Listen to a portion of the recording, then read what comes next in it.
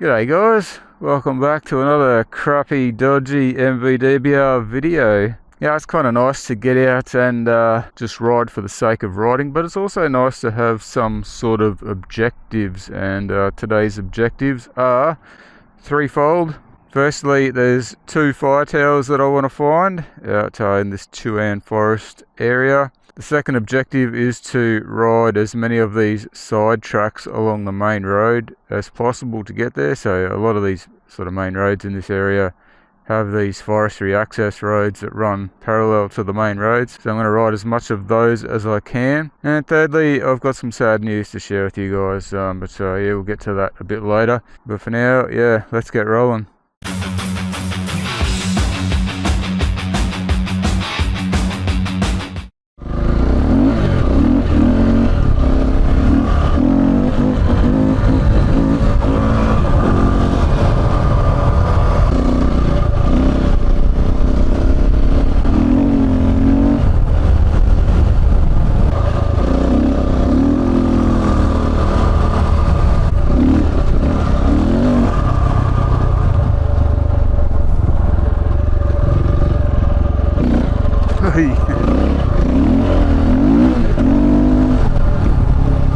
Yeah, it may not be possible to ride the side tracks all the way, but let's see what we can do.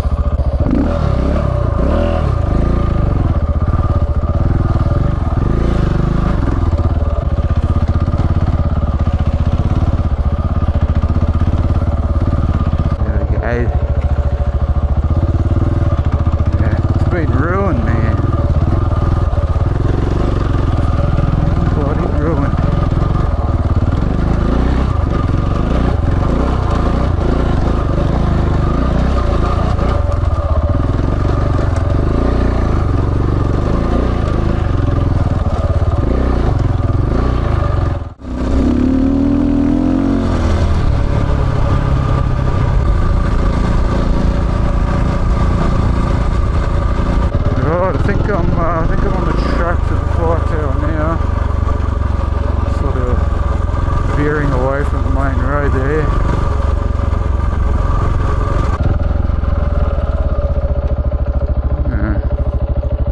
Grubs, onions. Yeah, this fire tower that I'm trying to find, the first one is marked as the Kelly fire tower on Google Maps. I don't know if it's there or not.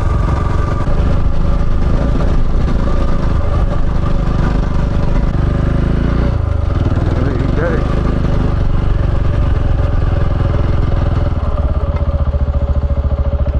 There she is. That's another old,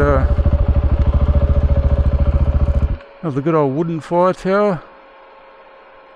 So I'll probably get the drone out and get a bit of footage anyway. Don't really like all these cameras looking at me. I can see that one right there is spinning around. First things first though, cup of coffee, chopped chip cookie.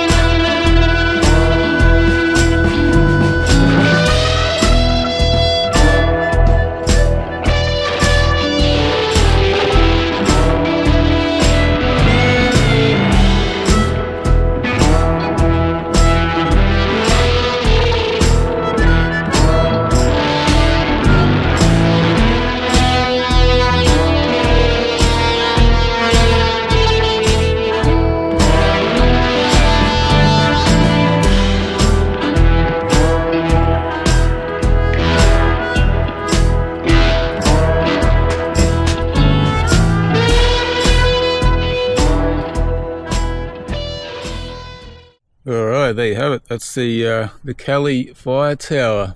Next stop is Big Angle. I'm not sure if there is a fire tower there or not. Looks like there is one on the satellite map, so we'll go and see anyway. So yeah, the sad news that I wanted to tell you guys is that unfortunately my mum passed away almost 2 weeks ago. It'll be 2 weeks ago tomorrow. So it was on the 11th of September. She sadly, unfortunately, finally lost her battle with cancer.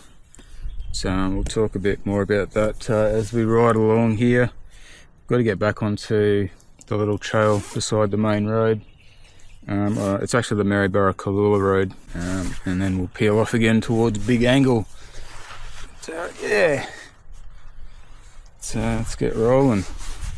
So yeah, I'm really not sort of sure how to feel about losing my mum. I mean, obviously, you know, the overwhelming emotion is grief, but yeah, there's also sort of a numbness with it. Yeah, I don't know if that's, I guess it's pretty normal. Yeah, it's sort of really hard to accept, I guess. You know, for a lot of us, your mum and your dad are the people that you've known for the longest throughout your whole life, and as well as that, they've always, if you're lucky, again, I know a lot of people aren't in the same boat, but if you're lucky, you know, they've always been there for you. You know, it's a huge safety net having your folks around. Even at this stage of life, like I'm 50 years old, and you know, as you guys know, a lot of you guys will know, a few years ago my marriage fell apart, and basically that was when I ended up moving back in with my mum, and you know, it worked out really well in the end, because I'm just so glad to have been able to spend a lot of time with her over the last few years, and also, you know, help her out as she was getting older. You know, she was 75. So yeah, sorry if any of you guys don't want to hear this stuff, just skip forward to this timestamp here. Get past all the morbid shit. Yeah, I kind of feel like I should tell my mum's story, because you know, she just went through hell. You know, the last probably 4 months of her life just been absolutely hell. And you know, oh sorry, I'm gonna have to turn around here, I'm going the wrong way somehow. Anyway, getting back to the facts. My mum, she was diagnosed with a melanoma in her groin around about Christmas time last year. So probably about 9 months ago now. Oh. By the time she'd been diagnosed, the cancer had already spread to the lymph nodes in her groin. Oh, it's a horsey. No. A couple of them hiding in there. So the first thing they wanted to do was do an operation. They removed, I'm pretty sure they took away 2 lymph nodes out of her groin area, and then she started on 6 weeks of radiation. The radiation is pretty much when the hell began, because if you know anything about radiation, it's not pleasant. She was sick a lot of the time, a lot of skin burns and radiation. Anyway, went back for a PET scan. They found a lesion on her lung. They did an operation on her lung to remove the lesion, which was cancerous, and sent her home. And she was okay for a while, you know, obviously in pain and everything, but she thought she was on the mend. I came home from my girlfriend's place on a Monday after a weekend to find Mum in a lot of pain, and she's like, my mum was the very definition of stoic, man. Like she never whinged about pain. So you'd know basically if she mentioned it that it was bad. So I took up to the emergency department. They did more PET scans, and they found that the cancer was back in her groin. It was all messed up, tangled around her femoral artery. They also found that there were now 10 spots on her lungs. They said that she could start. She had actually done one round of chemo before this, but yeah, she pretty much said, no, I'm not doing any more chemo, because they told her that they couldn't cure her. They just said that we can maybe extend your life a bit, but yeah, obviously chemo, going through that shit is not quality of life. So she said that, you know, she would rather just you know, enjoy what time she had left. They said that you know, she'd probably have about 6 months with the lung cancer, but then with that other cancer around her femoral artery, she could bleed out at any time. So you know, if her femoral artery went, there would just be blood everywhere. Obviously, you know, it would be a quick death at least, but it would be very, very messy. And I was going in the house wondering if that's what I was going to walk in on. You know, my mum bled out in her bed or whatever. So, you know,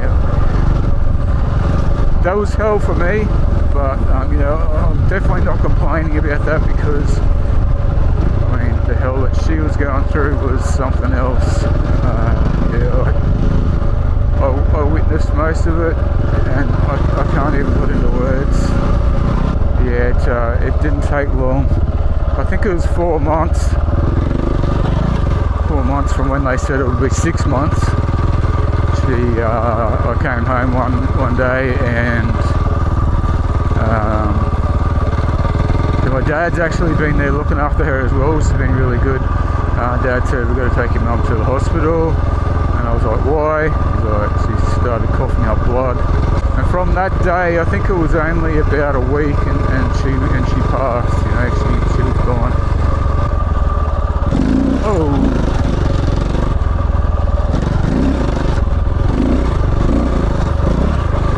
So yeah, that's that, guys. I'm a freaking orphan.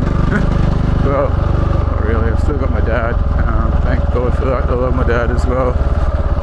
He's a really good guy. You know, him and mum split up 15 years or so ago, but he came back. You know, he lives up at Agnes Water now. He came back to help look after her when she got sick. You know, he was under no obligation to do that. They are still married.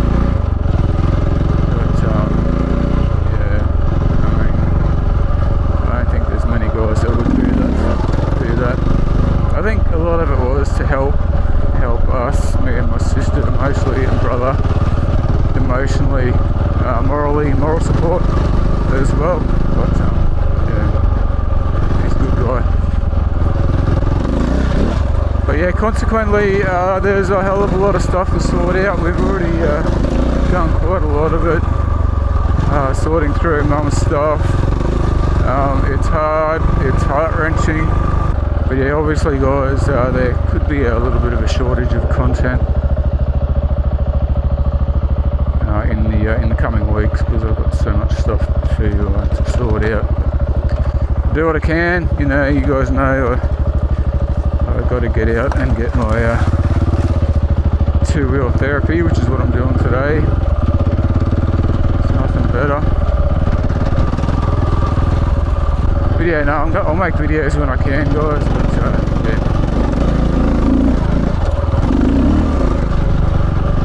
If you're wondering where I am, that's what's going on.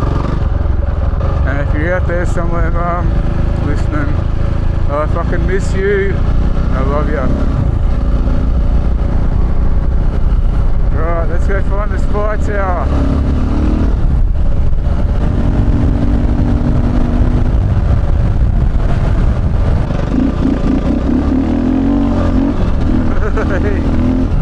And aside from that, if your parents are still around, guys, bring them up, tell them you love them, invite them out for lunch or dinner, give them a hug. They ain't going to be around forever. As much as that sucks, it's a sad truth. And I feel like it's my responsibility to remind you of that. Well, hopefully nobody will mind me going up there, because I'm not going to do any friggin' damage.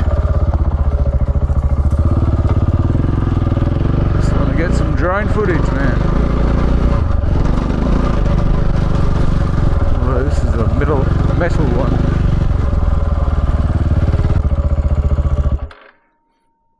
Oh, there you go. We found another fire tower. So yeah, big angle, the sun behind it.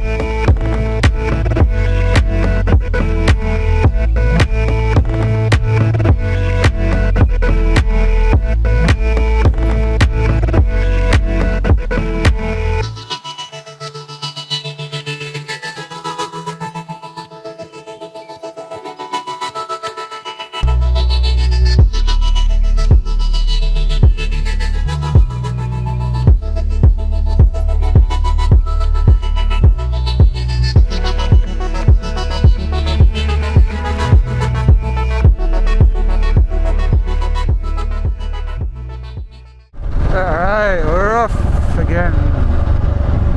Now we're just winging it. I hope the drone footage turned out alright, as usual. Yeah, obviously all of the drone footage in this video has been captured by my little HOVERAir X1 ProMax, which, as you might know, is awesome for following you autonomously on a bike, walking, on a scooter, whatever, but it can also do those freaking sweet cinematic shots of fire towers or whatever you want to do. But definitely one of the best things about HOVERAir drones is the fact that they just keep improving them with software and firmware updates. Since I've had this thing, there have been so many updates, and not only just bug fixes and stuff to make the tracking better and all that sort of thing, but they also add features, and I want to quickly show you a couple of those features right now. Now, one cool thing that they have added is more options for distance when you're doing things like orbits, like when you're doing an orbit shot around you. You can now go out to 10 meters, which is pretty cool. They used to only be up to 6 meters. And if you like those orbit shots like I do, they've also added a new mode called Spiral, which will do an orbit around you, but it also starts in close and goes out further and sort of higher, and then comes back in. I'll show you guys that right now.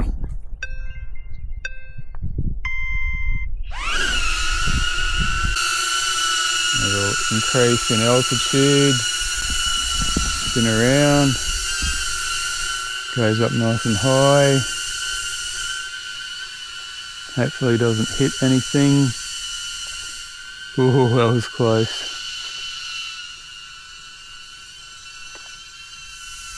And from there it should come back in, and it should be keeping me perfectly in frame.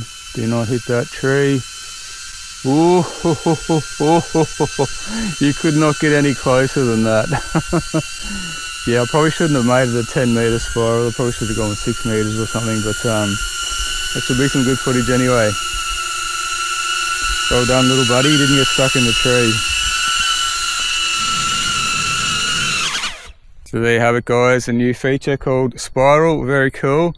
There is also a new feature called Copilot, which I'm also pretty excited about, and I'll show you guys that in another video. But yeah, just so good that you know, HOVERAir, they don't just release a drone and then forget about it and just do bug fixes and stuff. They also keep on adding new features, which is really good value for money. Anyway, thanks to HOVERAir for sponsoring this video yet again, and back to the action, guys.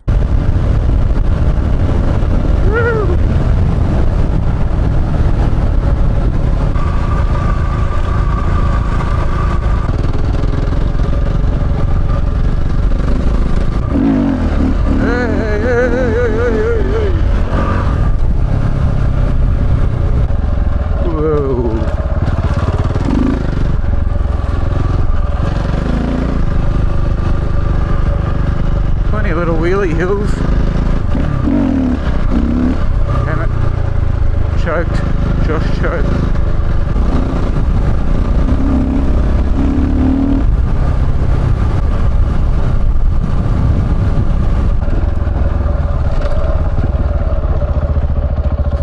Alright, I think I am on... Yeah, I know this track.